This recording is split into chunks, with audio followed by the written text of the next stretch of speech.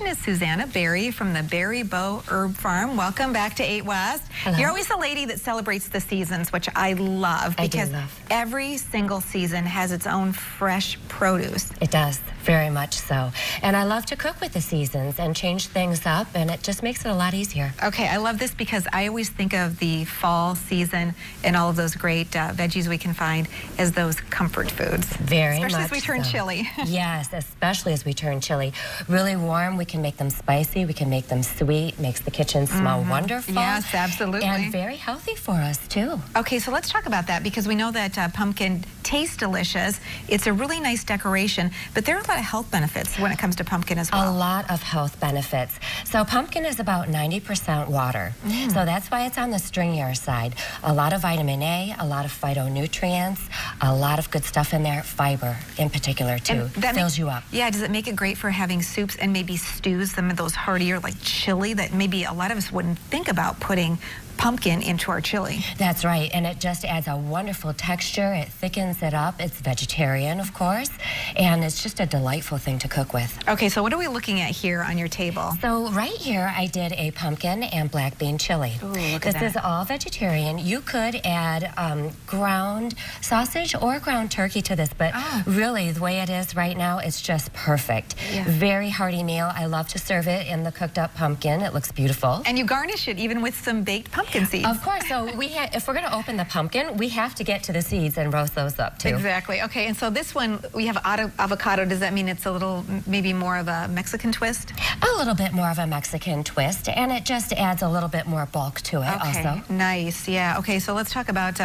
the lady fingers here, or at least your own version of those. So yeah, so since Halloween is coming up, we have to have something a little witchy in here. These are Parmesan rosemary witchy fingers.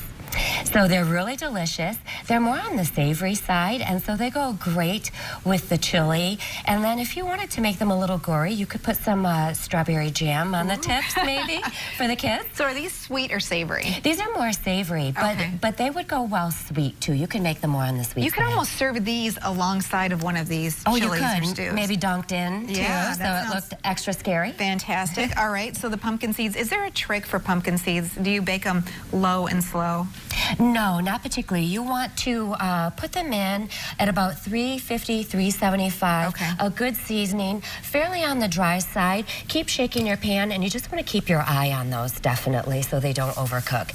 And this one here has my mesquite salt on it, my seasoning salt, so it makes it very savory as well. Nice. Okay, so let's talk about using pumpkin in a pizza crust. Pizza crust. This is my new absolute favorite. It is delicious. Again, savory. I covered this one with some pesto, fresh mozzarella, and green olives stuffed with almonds.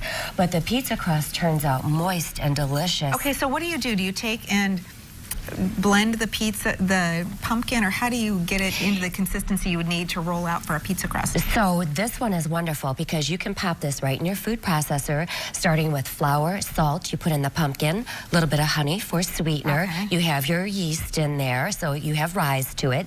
Just pulse it all together, put it into a well-oiled bowl, let it sit for about an hour to 2 hours so it will rise, and you're ready to go. Wow. You can make them smaller, larger, you have quite a bit to work with. I love that. What a great idea. Okay, so then we have to talk about some of those dessert items and beverages. Beverages, everyone loves a pumpkin latte. So this one is made more with my chai tea. And you can use milk of choice. I use 2% here. Top it off with some whipped cream. Add some more spices to it. Definitely some nutmeg, cinnamon, cloves.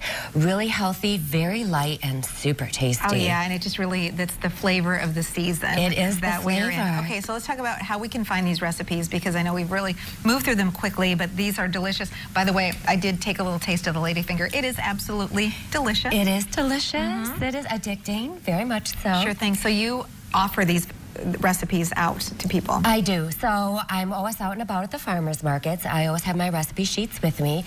You can always visit my website. I'm going to post the recipes today for this, and I go to a lot of potlucks too, so you can try my food also. That sounds great. And the farmers markets you were sharing with me, they have changed hours a little bit, but they're still open this late in the season. It's very true. So it's important to note that although a lot of our farmers markets are done for the season, Fulton Street Farmers Market, it goes all the way through the winter. And I will be back there this Saturday. I'm very much looking forward to it. Well, that sounds great. Thanks so much for stopping by 8 West. Thank you. And stay right there. More of 8 West when we come back. Don't go away. This is so good.